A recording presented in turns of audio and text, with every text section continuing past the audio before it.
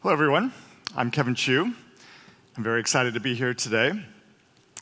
I've been making games for over 13 years, and I've been playing them for about 35.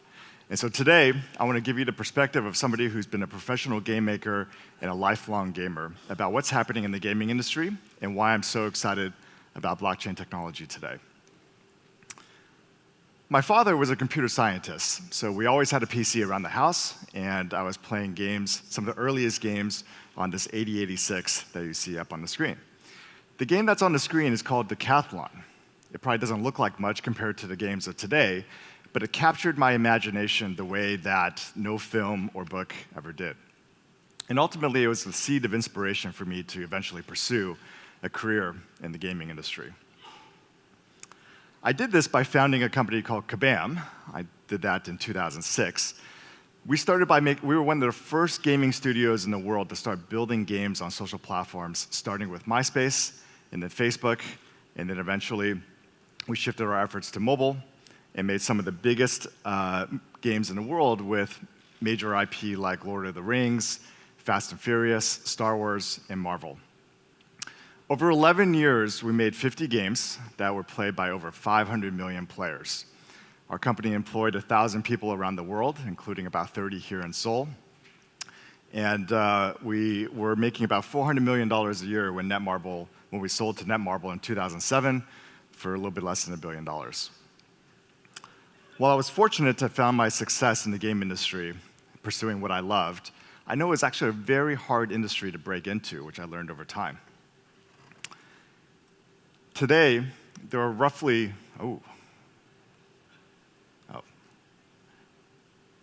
sorry.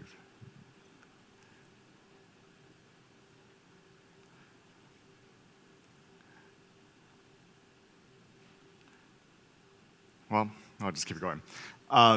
Today, there are roughly 400,000 people worldwide who make games, and roughly 2.4 billion people in the world who play games. So that's only 0.02% of the people who play games that actually make a living making them. So today I wanted to talk about a key question, which is how can earning a living be more accessible and inclusive in the video gaming industry? And of course, I think blockchain is a major part of that. It used to be that the primary way to make a living by making games is actually to make the game itself, of course. And early in the home PC gaming era, many of these games were made by just one person. So that one person would have to be the developer, they'd have to be the artist, the game designer, and the QA tester all in one.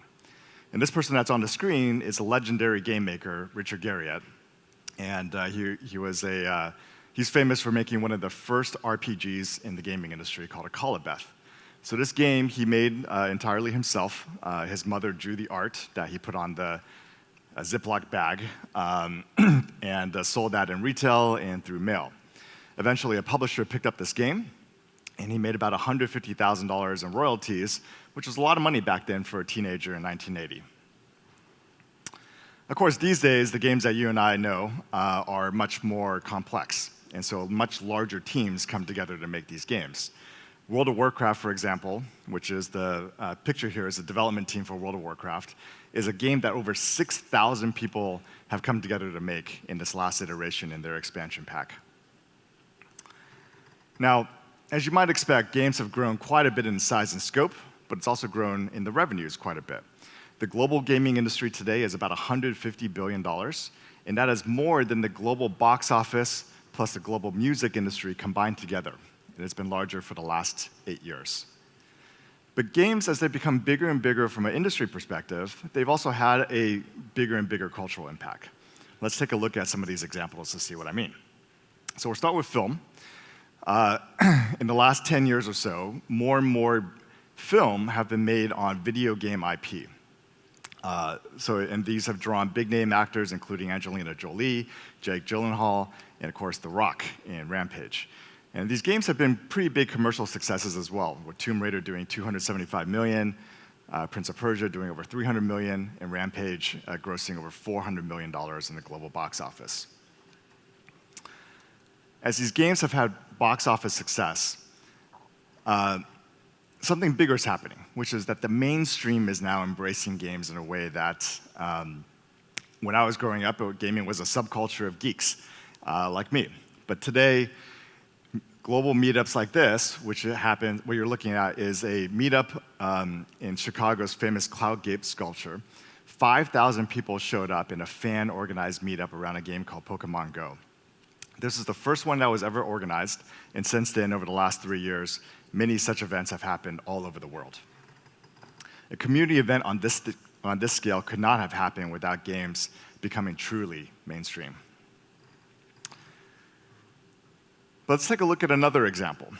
Beyond mainstream acceptance, games are now recognized for their contribution to the arts.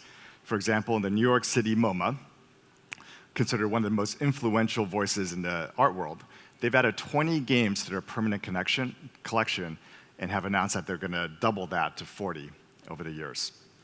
This is just an incredible shift in mainstream perception and acceptance of games, not just as entertainment, but as the highest form of art and creative expression. Let's move to music. Marshmello, a famous EDM artist, held a virtual concert in a game called Fortnite. Over 10.7 million people attended this concert in real time. For context, the largest live concert of all time before this has been a Rod Stewart concert in 1994 in Copacabana Beach that drew 3.5 million people. This highlights a novel trend that we're seeing in the video game industry, which is people are finding new and unexpected ways to earn an income through the video game industry. Esports is another one of these newer industries where people are earning a living in the video game industry and making a cultural impact at the same time. To give you a sense of just how much players can earn playing games, consider this.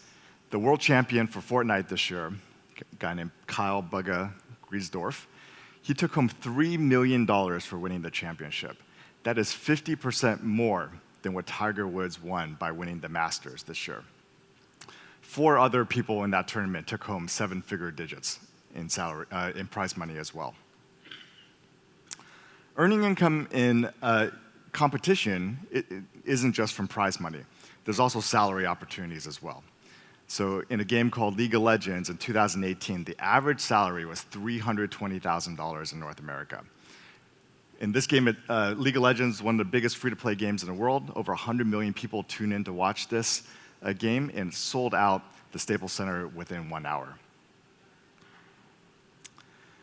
Streaming is another popular way that people earn an income from playing games. So this is where you stream a video game, you play a video game, and you stream it over the internet, and people all over the world can watch.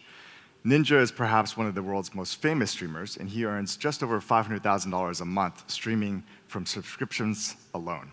That doesn't even include his sponsorships, events, endorsements, etc. And he recently signed and announced a deal with Adidas for a major apparel line. But even with all of these new economic opportunities, from streaming to esports, the truth is that the barrier to entry for most people to earn a living from games is very, very high. In 2008, or actually esports, requires an extraordinary level of skill. So in 2008, for example, while over 1,000 players play professionally, that's just a fraction of the 100 million people around the world who play this game on a monthly basis. Similarly, out of the 2 million streamers on Twitch, only about 2% of them make a full-time income or a substantial part of their income by doing that as a job. So despite the growth of the industry and new ways that people have found to earn income through gaming, the economic opportunity for most people in the world is still out of reach. I believe blockchain technology will enable new game economic designs that will change this. Blockchain technology has a number of unique qualities that perfectly align with the digital economic nature of games. I believe many players in the next decade can earn a living from them if they choose to. The most basic property is that public blockchains enable players to own and thus trade and sell the digital items that they earn or buy while playing a game. Players spent $93 billion on in-game purchases last year, out of the $150 billion in the entire gaming industry.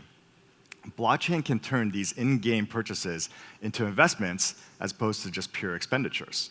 It enables a digital permanence captured in a public ledger that creates verifiable uniqueness and provenance. So for example, does anyone remember when comic book artist Todd McFarlane pay $2.6 million for Mark McGwire's 70th home run baseball. Imagine that same level of collectability and authenticity and provenance for collecting in-game items. For example, buying the sword or the weapon that your favorite esports players used in the World Championship for League of Legends or another favorite game. These are the type of opportunities that will come to gaming and come to esports and come to streaming in the years to come. Blockchain can turn peripheral market activities, and I'll go into what that means, into ones that actually contribute financially to a game's ecosystem. Blockchain is, well, for example, some players pay other players to log into their accounts and play their games for them so that their in-game characters can gather more materials and level up faster. This is called resource farming, and sometimes whole accounts get traded for the assets that are in those accounts. It's a service that players clearly want, but developers like Kabam and many others around the world don't want this because we're cut out of those transactions. With blockchain technology, developers can build the type of infrastructure, design their games to support this type of service directly inside of the gaming economy itself. Ultimately, I think we're going to see new types of community-based economics emerge within the gaming industry. Imagine a world where players can buy, sell, and trade their virtual items within a virtual in-game eBay. Players can offer their ad hoc game playing services via in-game TaskRabbit.